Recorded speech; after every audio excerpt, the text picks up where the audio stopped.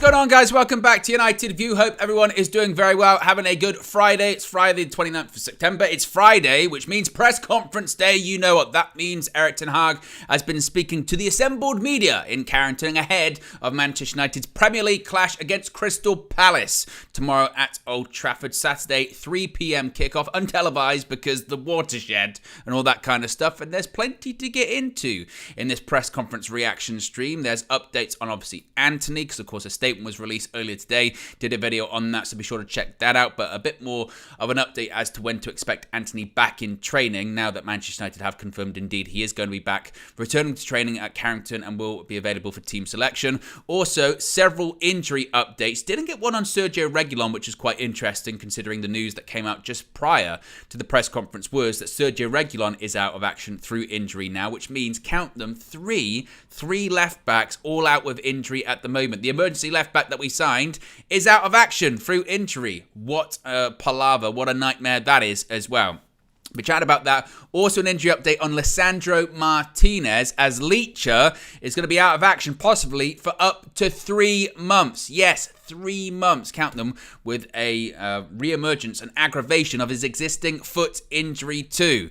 And I hate to say I told you so when it comes to Lisandro Martinez, but I knew that something was wrong. I knew that something was wrong with him. So we chatted about that, plus an update on Palace. Obviously, we're playing them tomorrow. Jadon Sancho and much more. So there's plenty to get into in this press conference reaction stream. And look at this. John James right out from the get-go. Look at this. Straight away is gifted not 5, not 10, not 15, but 20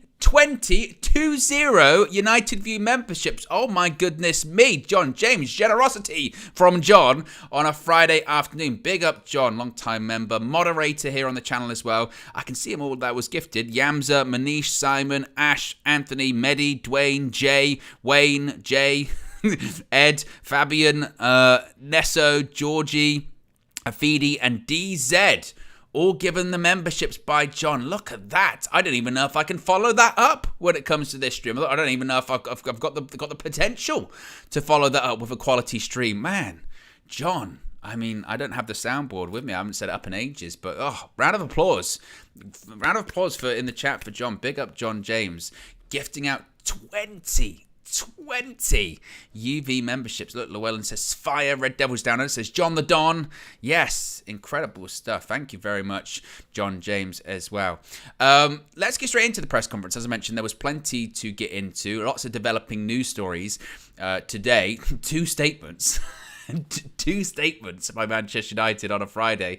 And for those that wonder about the strategy behind these statements, this is the thing. We always like this. It was the same with Jadon Sancho, and it's the same with Lisandro Martinez, and the same obviously now with Antony today. And obviously they're all very different situations. One's disciplinary, one's legal, one's injury. But they do these so that they have the manager, in this case Erik ten Hag, has a reference point going into the press conference. So he can say, on the more serious topics, they can just say, we've released a statement, we refer to the statement, that's what I'm talking about on it as well. So that's kind of what that's all about. Oh, John James, I'm madness. Oh, look. If it's red, it's good. Look at that. John James with a £100 super chat as well. It's all going off. It's all going off. And I haven't even got into the question chat as well, John James. Says, for you, Owen, one love. Oh, this is craziness. This is madness. John James, minority shareholder now of United View, is going to get into the consortium. I feel like we're going to get into sort of a United View consortium at this point. We're going to buy out the minority shares at Manchester United. That's the plan, I think, at this point. And John James is going to be a big part of that, certainly. A big part of the consortium, the Manchester United UV consortium. Thank you very much, John James, as well. Oh, it's all going off. Again, I don't know how to start this. I don't know how to follow it. But big up John James as well. I know obviously had some health concerns recently as well, and I know the UV community rallying behind John too. Hope you're doing very well. Thank you very much for your generosity. Thank you very much for your kindness. And I'm sure the UV community will wish you very well and hope you're doing well with all of that stuff certainly too. Red Devils Down Under says, John found Zayn Miasi's mum's credit card. No, I'm telling you, Zayn Miasi, he's disappeared. Zane Miasi's disappeared, so you don't see him that often, realistically, anymore. Zane Miasi is a strange one. Troy Superstar, you see him occasionally. Usually on Match Views, that's kind of the Troy Superstar show, I feel like, coming in saying Ten Hag out. On Flex's streams, you get Angry Andy too, but John James, he's above them. They're all kind of very strange people. Nevertheless, let's get into some press conference stuff. That's why you're here. First question, as I mentioned, statements. That's where I'm at. Statements. Was about the first statement obviously was about Anthony, second one about Martinez. The first statement, the Anthony one, check out, I did a video about that earlier today, kind of going into what United said and the ramifications of it, so check that out too. Second statement was about Lisandro Martinez and about his injury. Now, regarding the Anthony one, the question was put to Erik Ten Hag. What are your thoughts on the decision to allow him back to training? And is that, or could that be a distraction to the players, to the team, other people around the club? And Erik Ten Hag said, we made the statement, so I referred to the statement. Everything has been made clear in the statement. No, I don't think it's a distraction. We will focus on the games. He will do so as well. So, look, with these things, I mean, he can say it's not going to be a distraction. It's certainly going to be something that is overlooking all of this, whether, whatever really your opinions of it, it's an ongoing legal investigation. So clearly it's always going to be something that's been going on in the background. I think maybe Manchester United's point of view might be is that, when these allegations first really became sort of, shall we say, mainstream or widely, with the investigations from a legal point of view that are happening, that was just after the game against Arsenal. These things had been out there for a while. There had been interviews put out there for a while. I go back to the end of last season, maybe sort of January of this year. I feel like maybe it might have been the first time we heard about it in the media from sort of outlets in Brazil were going with it and interviews and stuff like that. So their thought process might be is that that's going to be what it's like still. I don't know when it comes to all that. But Erik Ten Hag seems to believe that it won't be a distraction. United will focus on games and Anthony will focus on games too. Now, when it comes to Lisandro Martinez, this is also why you should never ask Erik Ten Hag sort of questions that have two parts to it. Certainly, you should always just ask straight one question, because the question was put to Ten Hag. The other one was Lisandro Martinez, an update on that. Is it frustrating for you? And then they also said, is anyone else back? And Erik Ten Hag said, well, we've seen that some players are back on Tuesday. Also, as well, the players that were out Tuesday because of illness, i.e. Scott McTominay, Christian Eriksen, they're also back for tomorrow. But he didn't really comment on the Lisandro Martinez situation. Now, if you're not familiar and you're going, Owen, what Lisandro Martinez situation? I haven't seen this. Manchester United released another statement at 12:45, about a couple of hours, well, about an hour actually, really, before Erik Ten Hag's press conference, saying that Lisandro Martinez will be out of action for an extended period due to an aggravation of the foot injury he suffered in April. The Argentinian defender experienced this setback in the Premier League game against Arsenal earlier this month. Martinez bravely continued playing for the following two games against Brighton and Hove Albion and Bayern Munich. Now, with this, what I will say is, you know me, and I'm not a doctor. I know, shocker. Dr. Owen is not in session at the moment, and Dr. Owen doesn't even exist, right? No PhD, no medical professional, no practicing of anything. But if you watch Lisandro Martinez this season and through pre-season, he looked like he was off. And the signs, for me, felt like they were there for a while. Now, their suggestion is that the real flashpoint for this foot injury, once again, re-aggravating this foot injury, was the game against Arsenal, that he got a big knock on it, and that was the key thing that really sort of put an issue involved in all of this. Now, that's what they say. I kind of push back on that a little bit, in that I feel like he might have never been right after coming back, because if you watched him in pre-season, he didn't look particularly all there. He came off against Wolves as well, and they said that was because of a yellow card, but I remember Rafael Varane saying that he was also, Martinez might have been feeling something in his foot at the time, and even after that Arsenal game, the whole thing just felt weird. The whole thing felt really strange, because he comes off against Arsenal And we thought, right, well, he's hurt. Clearly, he's holding his foot. He looks injured. It's not the first time he's been down on the ground this season holding his foot, the same foot that he had, surgically repaired and worked on towards the end of last season. He broke his metatarsal, I think it was. And we thought, right, well, he's going to miss the international break. He's not going to be playing. But he walked out of the stadium, so he was, and he wasn't in a boot or anything like that. So we thought, oh, maybe it's not that bad. Maybe it's not too serious. Then he went on international duty, didn't play in any of the international games, but he was with the squad. And everyone went, well, that's strange, because if he's injured, why is he not at Carrington? Why is he not getting treatment on it? Why is he with the international team? That's strange. Well, maybe it's not that bad. And then when we saw him play against Brighton and Bayern, we went, well, it can't be too bad because he wouldn't be playing, right? I mean, he might be a bit of a knock to it. He might be playing through the sort of pain threshold or the pain barrier, as it was, but maybe it's not too bad. And then obviously he hasn't played since that Bayern game. We've had a couple of games since then against Burnley and Palace, and he wasn't involved. But even then, some of the reporting was that, oh, it's not that serious, he might be back fairly soon. Well, they're saying today that he's likely going to be out of action minimum 6 weeks, but most likely the same period of time that he was out in the first place, which was 2 to 3 months. So I kind of lean into that this one might have never been right, that he might have been rushed back too quick, too soon, that he might have never fully recovered from it. Again, they're suggesting that the key element of this setback was the game against Arsenal. But can you say, since he returned from the injury, that he's looked like Lisandro Martinez of last season?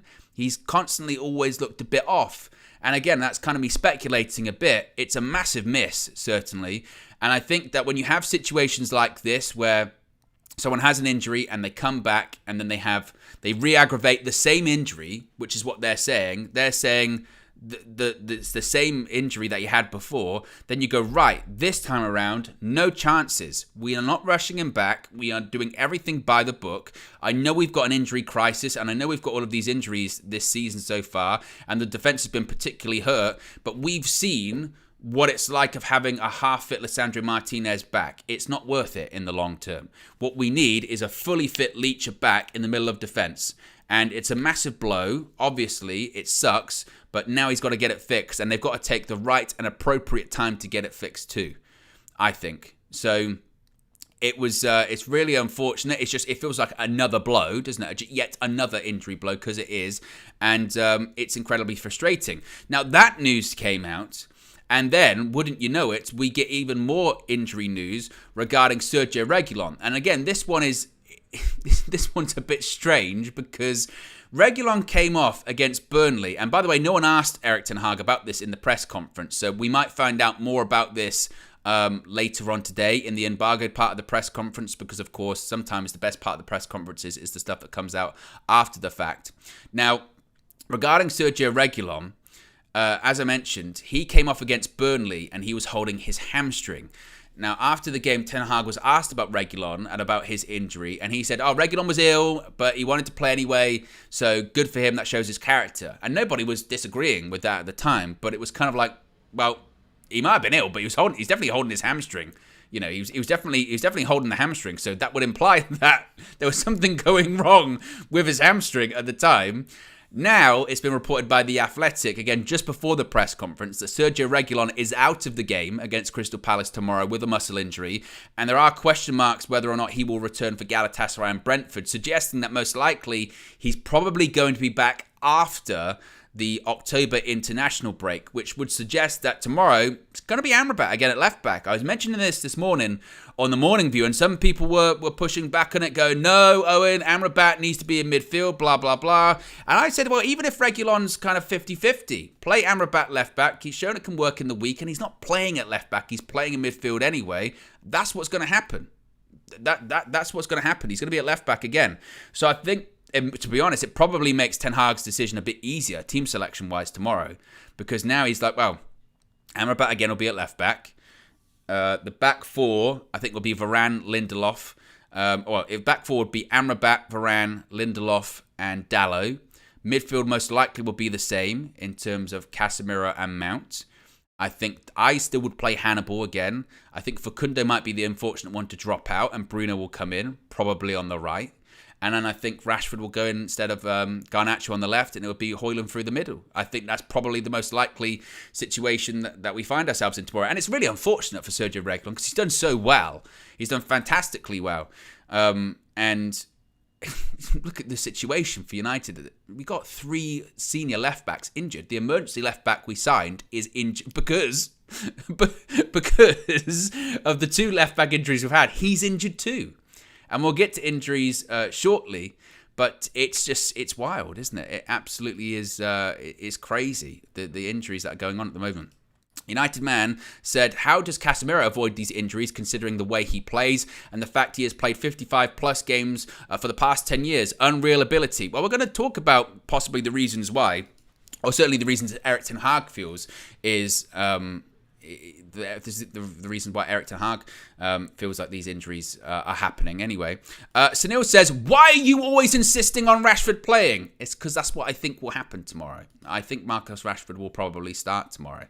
You could say that Alejandro Garnacho would be unfortunate not to play, considering that he scored and he played well on Tuesday. But I'd be really surprised if Rashford didn't start. I mean, this is the thing sometimes. I think people sort of work themselves into a bit of a frenzy, because they'll go, Rashford shouldn't play, Rashford shouldn't play, Rashford shouldn't play. And then when he plays, why is Rashford playing? Well, I think he probably will. It will be a big story if Marcus Rashford is on the bench tomorrow. And I think that he'll probably start. That's not me insisting Rashford has to start. That's me saying I think most likely Rashford's going to start and Bruno Fernandes will start.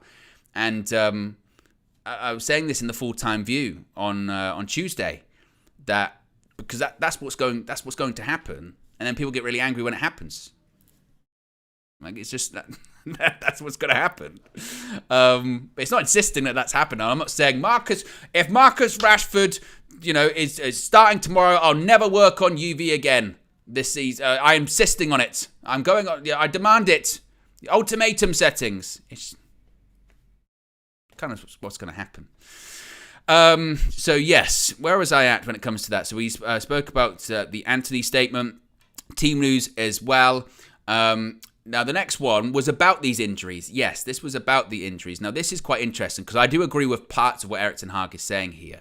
So the question was, obviously, a lot of injuries this season at Manchester United, over 11 at one point.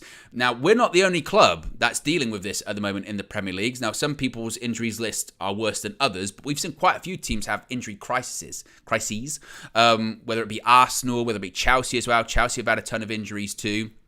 So the question was, why do you think that is? Is it because of other games that are being added to the football calendar? Obviously, next season, the Champions League is expanding, the Club World Cup, the World Cup last season, in the middle of the season, other games. How do you deal with that, and what do you think the reason is behind all of these injuries? And Ten Hag said, quote, we already expanded the squad this season because we made the reason clear. We had a World Cup in the middle of the season. We had a longer season. We had to play a longer season as well with the FA Cup, a shorter break, and the Nations League too. Every time the schedule is expanding, the load on the players is too much. It's such a great overload. Many colleagues of mine have pointed to that, and I have pointed to that as well, but it keeps going. We keep expanding the schedule. Anywhere, it won't stop. Players can't deal anymore with this overload, and I think that's what you say in this squad at the moment. Now, I think that it's part of it. It's part of it, certainly. I do think that doesn't get the United medical team and fitness department off the hook, because clearly there is something going on there that is not up to snuff. Like, it's not good. There's clearly issues in Manchester United's medical department and problems. So I don't just think you just go, it's just the schedule, it's just the calendar, because I don't think it's just one thing. That's the thing in life, folks. It's never just one thing. Usually it's a combination of several things that lead to one thing happening. And in this instance, I do think that's part of it. Absolutely. I think, obviously, as I mentioned, the medical department and the fitness department have to look at themselves too. But I do agree with what he's saying just in general. There are way too many unnecessary football matches being added to the football calendar. As a football fan and a football consumer, it's great. You have football all the time on TV. But we say it in the international break when they start playing Nations Leagues. Why? What a completely pointless competition.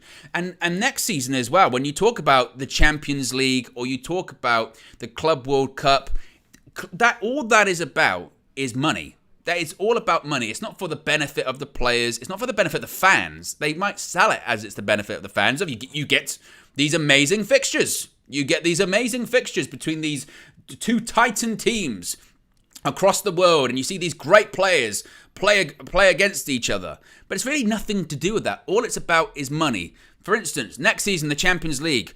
More teams go into the Champions League. More games are being played. More games means more money, means more television revenue, means more match day revenue, and that's great for the bigwigs that run football. That's what it's all about. Club World Cup. We're going to have more teams in there. They're going to compete for another trophy. More games that are televised, more games that people can go watch in the stadiums, more games for clubs to make money. The players be damned. It doesn't matter. It doesn't matter.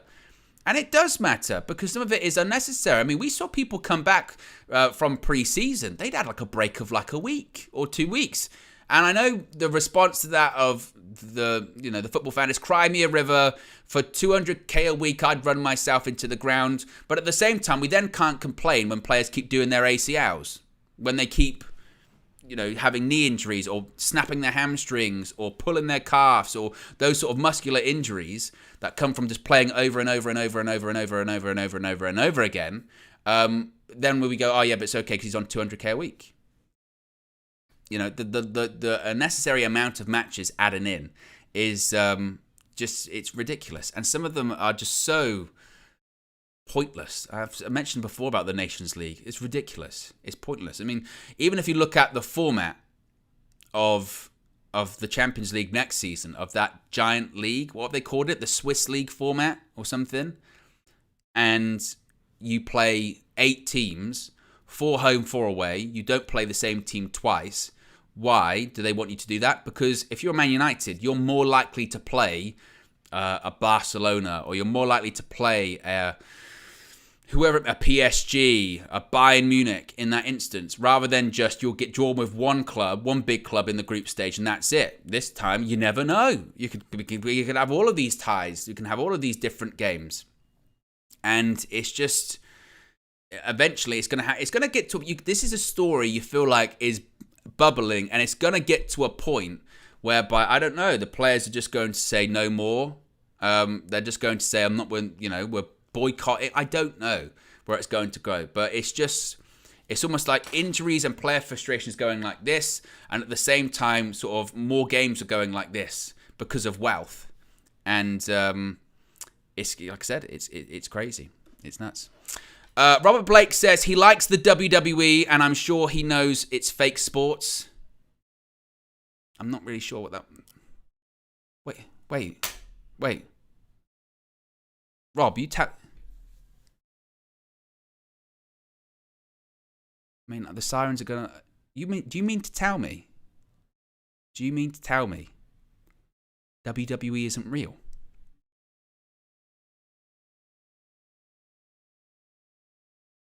Man, maybe I'll have to end the show. Maybe damn. Might have to play the end card or something. It's not. Guys, it's not real.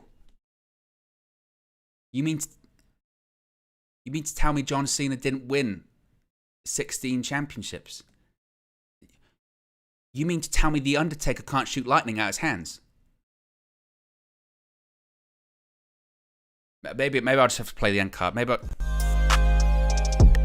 I don't. Damn, it's knocked me off my. It's got me, that one. Don't. Honestly. Where are we at? How many likes are we currently on at the moment? We're currently at less than 100. We haven't got 100 likes at the moment. If you haven't already, click the like button. Be sure to subscribe. Bottom right-hand corner.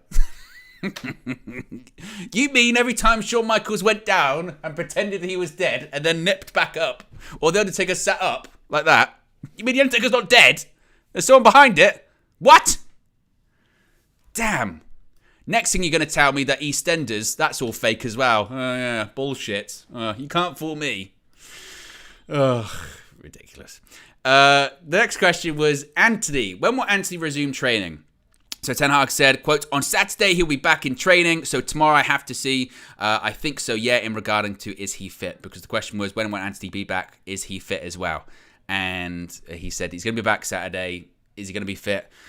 We'll have to wait and see. Well, he's been off for, what? I mean, when was the last time he was even doing training? It would have been before the international break. So what was that, about 3 weeks?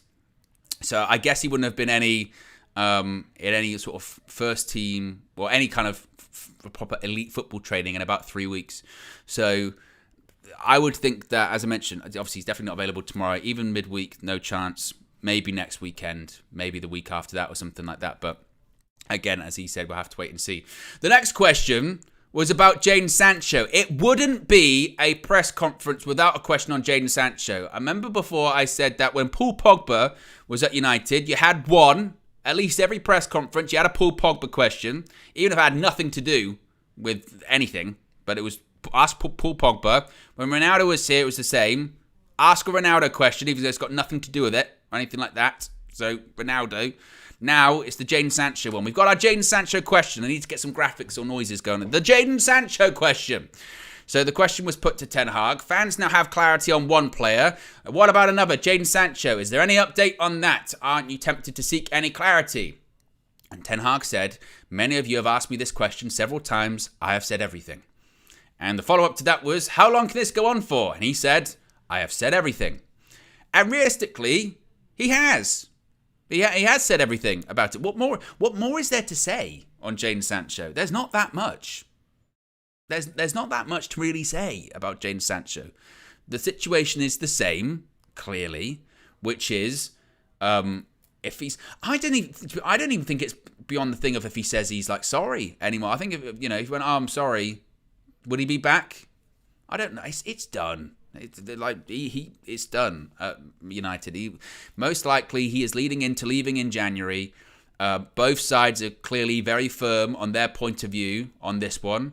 Sancho refuses to apologise. Erik ten Hag feels disrespected. And one would think too, the longer that time goes without an apology, or without anyone, feeling that they're close to delivering said apology, then the disrespect just continues and grows, doesn't it? And something, if you're not willing to apologise, when was this? This was like 3 weeks ago. If you're not willing to apologise for like 3 weeks, what's going to change in weeks 4 or 5 or 6 or 7? Nothing. So the situation is the same. Ten Hag has said all that he needs to say on it. Will Jadon Sancho come out and say anything as well? I don't know. If he part of me almost is anticipating at some point some kind, the Piers Morgan-esque interview, realistically. But as of right now, there's not really any update on it. And like I said, for me, it's almost a bit beyond sort of apology territory at this point. Next question was about Sofyan Amrabat. Obviously, he made his debut against Burnley last weekend, made his home debut and started against Crystal Palace in the week. The question was put to Ten Hag, what is Amrabat's greatest asset? And Ten Hag said, you need a player on the highest level that has just more than one skill set, but his stamina, his dynamics as well. The follow-up question to that was against Burnley. This was a strange question, which I'm not really sure the point of, to be honest with you. So the question was, against Burnley, you had only 38% possession. Do you need more? Obviously, when you managed Ajax, possession was very important to you. So is Amrabat important to gaining possession for you?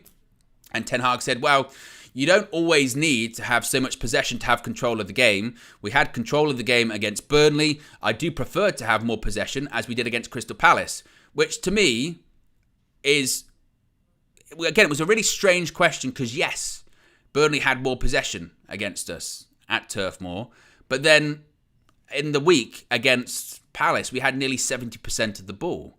So as Ten Hag says, you can have two instances. You can have, particularly if you go back and watch that Burnley game, in the first half, certainly, Burnley, they hit the post and they were threatening, but in the second half, they weren't threatening all that much. They weren't. They had the ball, but listen to their own fans. Listen to the crowd at Turf Moor. They were getting frustrated. They were grumbling because they weren't doing anything with it. You can have the ball and you can have it at the halfway line. You can keep passing it sideways constantly. But if you're not going to do anything with it, it doesn't matter. As Ten Hag said, I felt that we were very much in control of that one. And then it's not as if that's how United have played all season either, because then we played Palace just a few days later and we had 70% of the ball. So obviously, yeah, you would prefer to have the ball, but it was a bit of a strange question, that one, to be honest with you. And I thought Ten Hag answered it pretty well too. Lots of people are talking, saying Roman Reigns isn't the tribal chief. Apparently not. Apparently the Undertaker isn't a dead man. I don't, apparently Dwayne Johnson is not a Rock. I still don't believe the rumours. Apparently with Vince McMahon, you do have some chance. They say no chance. Apparently there's some chance, maybe. Apparently Kane wasn't burnt under the mask. I'm still kind of trying to process.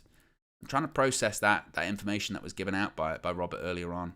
It makes me laugh whenever they used to do that to you at school. If you're like a wrestling fan, they always go, "You do know wrestling's not real, right?" It feels like maybe you're the one that maybe just figured that out, because I figured that out a while ago. And I mean, what reaction are you expecting from it? That's like me going to you. Do you like Marvel films? Yeah, you love Marvel films. You do realise that Iron Man and Tony Stark isn't real. You do realise that Robert Downey Jr. isn't Iron Man. You realise that, right? Yeah. I kind of assumed so. You realise, I don't know, the guy playing Phil Mitchell isn't called Phil Mitchell in real life. What? Sorry? Excuse me? What? Whoa. What? It baffles me when people do that. It just makes no sense. Because when you think of that, it's like saying any TV show you watch isn't real. And you go, well, yes, I realise Robert Pattinson doesn't dress up like a bat and go around fighting crime. If he did, he would be put in a padded room. The only way you can get away with it is on a movie set. Yeah. They must be a barrel of laughs as well. There ain't purple people from Titan carrying around. You do realise that, right? You realise that's not happening. You realised when that purple CGI character clicked his fingers, not everyone, half of people in the universe disappeared. You realise that's not true, don't you? You realise that didn't happen. Yeah. I do realise that. That's kind of what didn't happen. Oh. Very strange. Next question. Where am I at? These press conferences are great.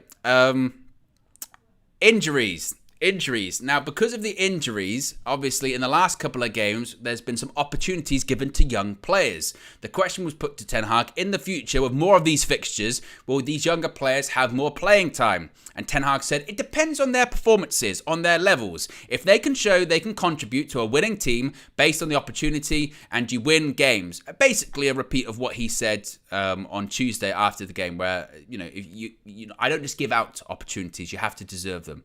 And it depends on their performances, depends on their levels. And I think, in fairness, to some of the young players that have played so far this season, I spoke about it this morning with Flex on the Morning View.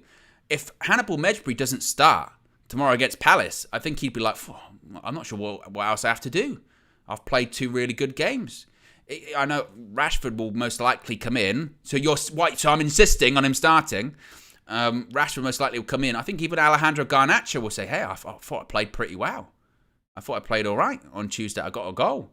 I was pressing too. Even Dan Gore's not going to start tomorrow, obviously. But his cameos, I think, have warranted him enough to be on the bench. Again, it depends on the game to bring him in, but he played all right when he came on. Kobbie Mainoo too, in pre-season, played well. He played well in the rare occasions he came on last season, but had he not been injured, he'd have been a part of all of this. He'd have been a part of the squad in those in the first few games of the season, certainly. And like Ten Hag said, it depends on the performances. That's what football's about, particularly as a young player. It's about Opportunities, how do they happen? They're quite rare. Sometimes it's about luck and it's about timing. Just ask Marcus Rashford. Manchester United career was kickstarted by injuries, by people not being available, and Anthony Martial having to pull out of the Europa League squad. Rashford played, he scored, and really never looked back. So for these players that have got these opportunities, when realistically, had we had a fully fit squad, they wouldn't have been involved. They wouldn't have been sort of starting the games they are, but they've got these opportunities presented to themselves, and they're trying to take them. And that's what you have to do. It's all about timing and an opportunity. And as Ten Hag said, if their performances are good enough, then they'll get more opportunities. Follow-up question was, how will this game be different to the game against Palace compared to midweek? And Ten Hag said, definitely, it's a different challenge. Both sides will be different. But we got belief from that game. I know the opponent is looking for revenge, clear, and that will be their view. And it is going to be a different game, obviously, because it's not the same game. This is dynamite analysis, folks, because it's not the same game as it was on Tuesday. Because they'll play, and this is what people were pointing out, weren't they, Tuesday, when they were saying, look, it's not the strongest Palace side. It wasn't their strongest side. They'll bring players in. But although I do think their tactics will be largely the same. It'll be different sides and different selections. United made changes, Palace made changes, but I do think Palace's setup will be largely the same. They just might have players that are more effective at achieving what Roy Hodgson wants them to achieve, which will be getting behind the ball, playing on the counter-attack. And having people like Eze, Schlupp, they'll be quicker on the break, and we'll have to be more careful with them on the counter-attack too. But I think largely the setups from both will be the same. So that's why I say having like an Amrabat at left-back, I don't think will be a particularly massive detrimental deal to us, because I think it will be largely the same from that point of view. So we just have to be more cautious. Just the quality level you would think would be higher. But they'll be out for revenge, clearly. And they'll be... this is the thing, too, that's worth considering with... a friend of mine's a Chelsea fan, right? And after Chelsea beat Brighton in the Carabao Cup on Wednesday, I messaged him and I went, oh, Chelsea won! Lol. Elite banter from me to him, wasn't it? It's very good. I worked on it for like 25 minutes. I thought, how can I really get across that Chelsea is shit? Chelsea won, lol. And he was, oh yeah, it's a big relief. But then I said, well, but when you think about it, actually, if they lose again at the weekend, and it's a bit like us, if we lose at the weekend, no one gives a shit about the Carabao Cup on Tuesday. No one cares about, your victories in the cup, because the bread and butter is the league. The bread and butter, and the thing that really people talk about is the league form, is the league table. So yes, you win, and if you'd gone out in the Carabao Cup, people have taken the mick out of you and all that kind of stuff. But look, Spurs are out the Carabao Cup. No one cares at the moment. No one really cares at all. They're talking about how great Ange is and their 2-2 draw in the North London derby. So the important one is to win in the league at the weekend, and that's what United have to do. If United lose against Crystal Palace tomorrow, all of that, the intensity, this is terrible, what's going on, United are in the mud, that will continue tenfold, because you can't lose to Crystal Palace at home in the league. And we're talking about this run of games, building momentum, getting results. That is still massive tomorrow, absolutely. So yes, the game's going to be slightly different because there's going to be better players, but the more important game is tomorrow, certainly. Finally, the question went back to the young players that have been playing recently. In terms of the young players, you mentioned on Tuesday, the players showed they deserved an opportunity. How important will they be moving forward for United this season? And Ten Hag said, you've seen already, when you develop players, you see the progress, and that can help you in tough situations. It's good for the club. Sirens! Sirens in the chat. I haven't had one yet.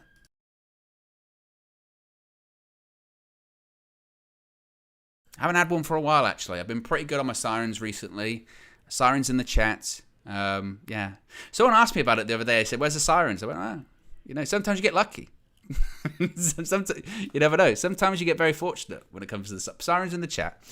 Where was I? Oh yeah, it's good for the club to develop such players and get them into professional football and professional top football. I like to develop young players, but the mentality has to be right, and every time you have to prove it, and every occasion in training, and show it in the games. And he is right. It's important that United develop younger players just for the sake of, we're going to need them because our squad's so depleted through injury and they have to be ready. But we have seen recently, haven't we, that from an FFP point of view, your young players need to be ready to go. Even if they're not good enough to be a Manchester United player, they still have to be good enough to play in the Premier League, or they have to be good enough to get a decent price from.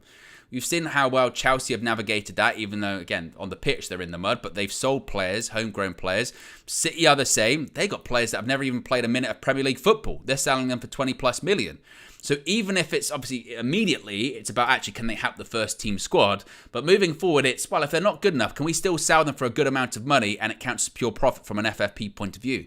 So it's crucial to develop those young players. It's crucial to build them up and give them minutes and see if they can either actually help us on the pitch or help us off the pitch as well. It's critical, obviously.